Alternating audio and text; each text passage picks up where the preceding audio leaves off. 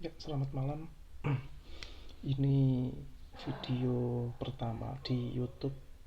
Belum ada judulnya sih, belum nemuin judul yang tepat apa.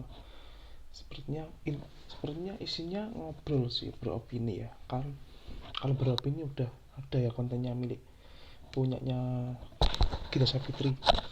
Itu udah ada beropini. Nggak tahu sih mau ini tak kasih judul apa, cuman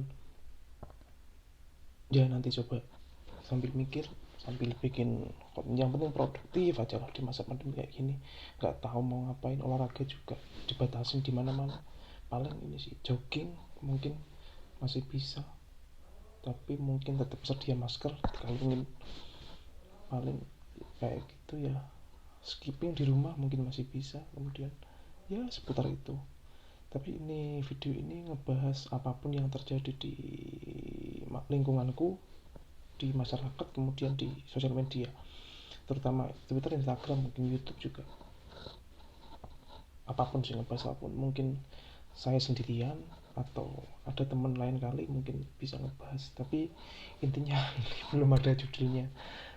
Semoga untuk episode selanjutnya bisa nemu judul yang tepat.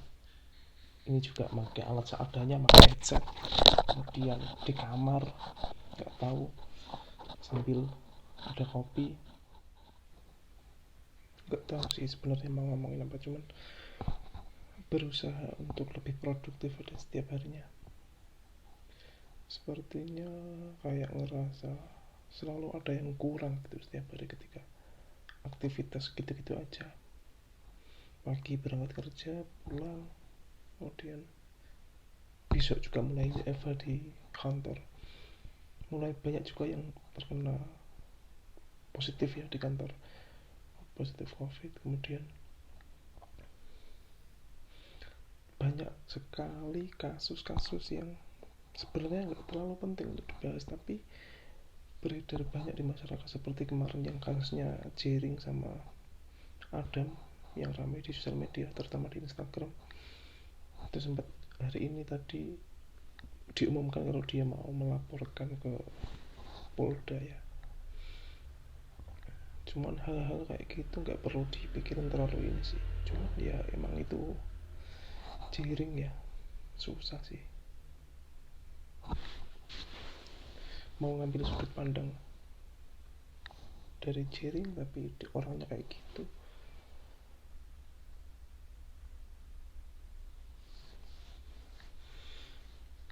Ya nanti malam Euro final, semoga bisa bangun untuk nonton. Ini video pertama mau bahas soal COVID, pandemi sebenarnya. Cuman saking banyaknya jadi kayak bingung gitu mau ngomongin mulai dari yang mana. Ditambah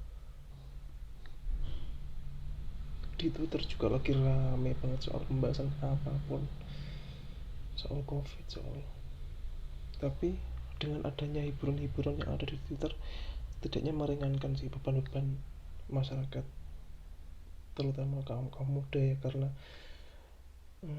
dia yang lumayan berseliweran di sosial media dibandingkan mungkin orang-orang yang lebih tua.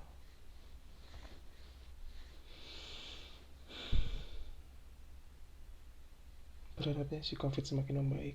Tahun ini juga sekolah masih belum bisa masuk, di tempat kerja juga belum bisa tatap muka, masih tetap online. Tahun kemarin juga full 1 tahun online untuk yang kelas 1. Agak kasihan sih, karena anak-anak kelas 1 ya tiba-tiba masuk pembelajaran udah langsung online, nggak pernah ketemu temannya sama sekali. Ketika ada momen ketemu sama teman-temannya satu kelas itu kayak bingung dia, karena belum kenal udah kenal melalui sosial media, melalui Zoom, melalui WhatsApp, mungkin video call ya ketika pembelajaran. Tapi secara langsung itu kan mereka belum pernah, jadi kayak merasa canggung ketika bertemu temannya langsung, padahal itu teman satu kelasnya, udah kenal namanya siapa, cuma dia canggung karena tidak pernah ketemu secara intens seperti normal teman sekelas gitu. Mereka satu tahun ya 1 tahun nggak ketemu. Kemudian sekarang udah kelas 2, yang sekarang ini baru masuk ajaran baru, udah ada satu kelas 23 ya, 23. Ya mungkin semoga nanti bisa cepet tatap muka sih, mungkin nggak langsung full masuk semua, tapi setidaknya bisa tatap muka. Kasihan untuk yang anak-anak perpindahan dari TK kemudian masuk ke kelas 1 itu kasihan, karena mereka masih belum bermain ya antar teman sebayanya. Ditambah lagi kadang-kadang banyak sih sebenarnya yang mau diomongin. Kadang-kadang banyak orang tua yang mengeluh soal anak sekolah online ini, banyak sekali problem yang terjadi. Ini mungkin di sekolahku yang agak menengah ke atas ya golongan orang tuanya, gak kebayang ketika sekolah online tapi orang tuanya belum bisa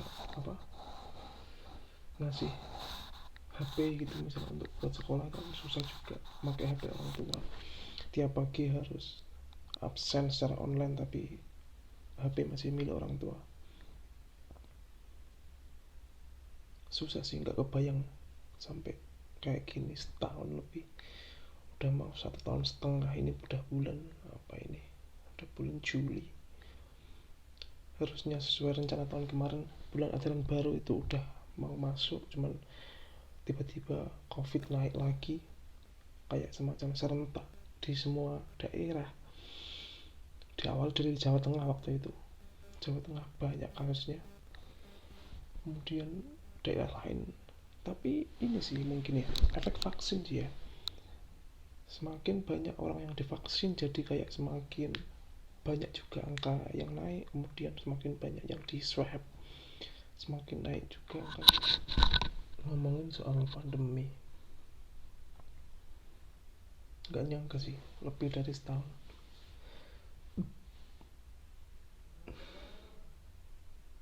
Apa ya, keadaannya itu semakin mencekam dibandingkan dengan tahun kemarin. Cuman tahun ini orang-orang lebih aware, tapi kondisinya lebih mencekam. Orang yang meninggal semakin banyak, kemudian ambulan terutama berseliweran di sekitar kita semakin banyak, kasusnya juga semakin banyak. Tapi yang kita bersyukuri adalah angka kesembuhan juga semakin banyak. Itu disyukuri. Varian baru Delta, Alpha, kemudian banyak hal untuk kalian yang mungkin belum terkena COVID ya, dampaknya belum langsung gitu maksudnya. Mungkin aku termasuk yang belum, tapi nggak tahu deh kalau ternyata sudah terkena secara nggak sadar.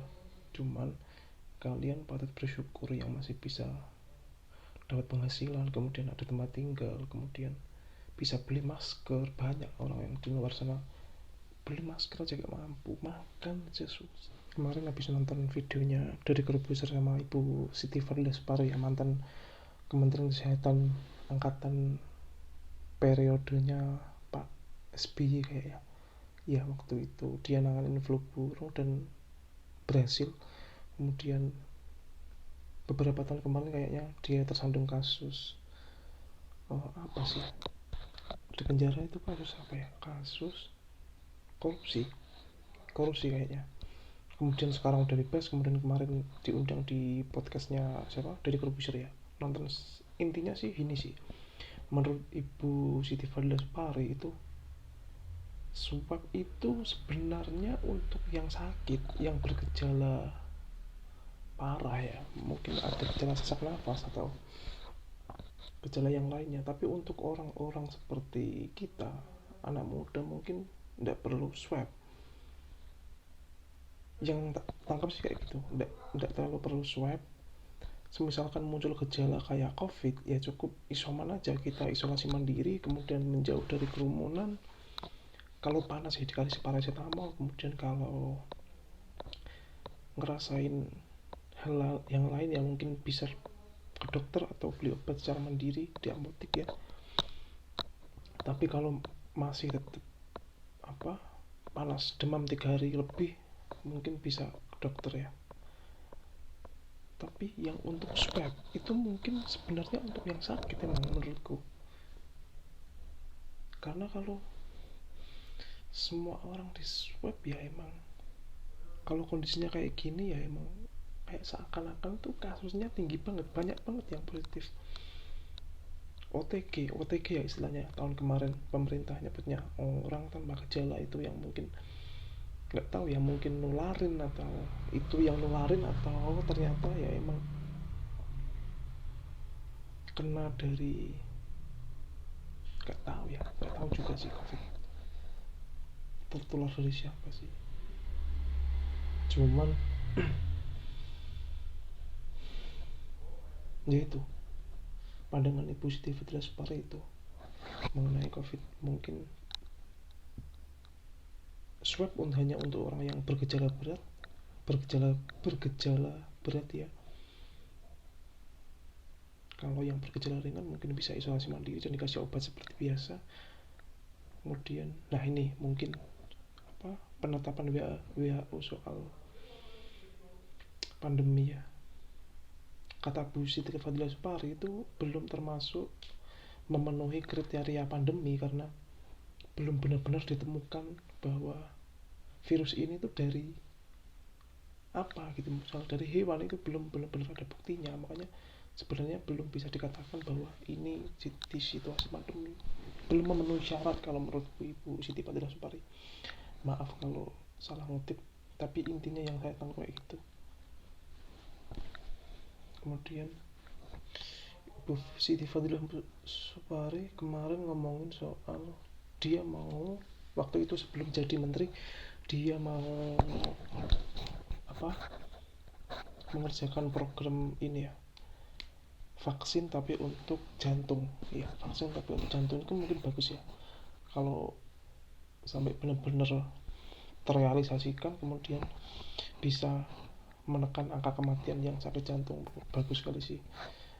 Berkaca pada kemarin kayak kasus di Euro aja, pemain sepak bola bisa aja kena serangan jantung kayak Eriksen waktu Denmark lawan apa kemarin lupa, yaitu dia kena serangan jantung. Bagus sih kalau misalkan bisa direalisasikan Bu Siti Fadila Supari, kita berharap. Kemudian kemarin yang lagi rame juga apa ya di Twitter ya, ketangkapnya Nia Ramadhani dan suaminya sama Artri Bakri ya, kena ketangkep ini narkoba. Banyak sekali yang bisa dibahas sebenarnya di sosial media. Sempat rame juga isu-isu.